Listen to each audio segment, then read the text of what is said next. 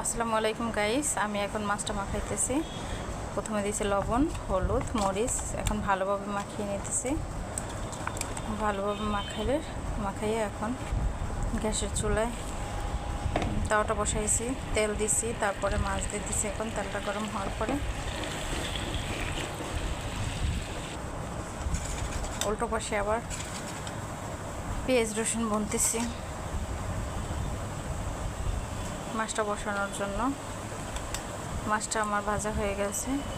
এখন পেঁয়াজ রসুন ভুনি, হলুদ মরিচ, পেঁয়াজ রসুন, তারপর হলুদ মরিচ, জিরা, ধনিয়া এগুলো দিয়ে মিক্স করে নিচ্ছি। তারপর কাঁচামরিচ দিয়েছি। এখন দিয়ে দেব সবজি। আজকে মূলা দিয়ে মাছ রান্না করব।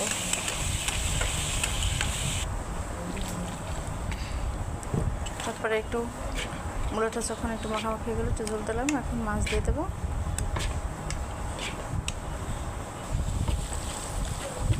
গাইস, এখন আমি করলা ভাজি করব। পেঁয়াজ, কাঁচামরিচ, রসুন এগুলো ভেজে একটু হালকা, তারপর করলাটা দিয়ে দিয়েছি, হলুদ মরিচ।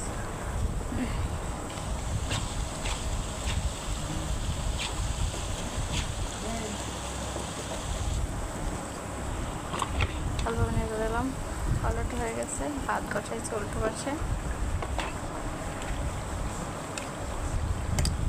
এখন আবার মাছটা নেড়ে দিলাম।